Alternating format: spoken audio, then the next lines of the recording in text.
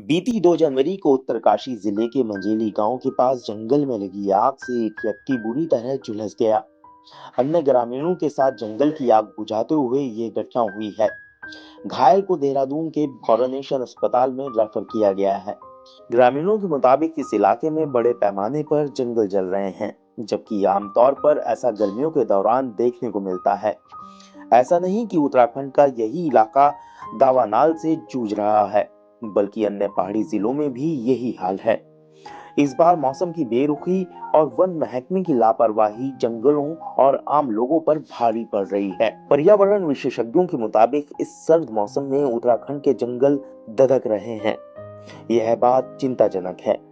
हालात ये हैं कि पूरे देश में उत्तराखंड में जंगल की आग की सबसे ज्यादा घटनाएं सामने आई हैं। इस बात की तस्दीक केंद्रीय पर्यावरण, वन और जलवायु परिवर्तन मंत्रालय के तहत संचालित भारतीय वन सर्वेक्षण FSI ने की है, जिसके मुताबिक 1 नवंबर 2023 से 1 जनवरी 2024 के बीच उत्तराखंड में 1006 आग लगने की घटनाएं हुई हैं। पिछले साल की तुलना में इसमें भारी बढ़ोतरी देखी जा रही है।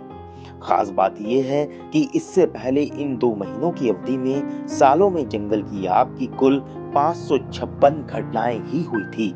ऐसे में हरियाली और वन जीवन पर संकट का अंदाजा लगाया जा सकता है। उल्लेखनीय है कि इस अवधि के दौरान उत्तराखंड से ज्यादा आग लगने की घटनाएं हिमाचल प्रदेश में दर्ज की गई हैं, जिनकी संख्या 1115 है। FSI की ओर से जारी आंकड़ों पर गौर करें तो 29 दिसंबर के बाद पिछले 7 दिनों में उत्तराखंड में दावानाल की घटनाएं हिमाचल से ज्यादा हो गई हैं। इस दौरान उत्तराखंड में 263 घटनाएं दर्ज की गईं, जबकि हिमाचल में 213 घटनाएं हुई। अन्य पहाड़ी राज्यों की बात करें तो अरुणाचल प्रदेश में 103 और जम्मू कश्मीर में 78 घटनाएं दर्ज हुई हैं। इसके अलावा दक्षिण भारत के कर्नाटक राज्य में जंगलों में 69 घटनाएं सामने आई हैं। अन्य राज्यों में स्थिति सामान्य है। सबसे ज्यादा चिंता की बात यह है कि जनवरी माह में वन संपदा की भारी नुकसान होने के बाद आगे क्या होगा। गर्मियों की शुरुआत में उत्तराखंड के अधिकांश जंगल दावानाल की चपेट में आ जाते हैं।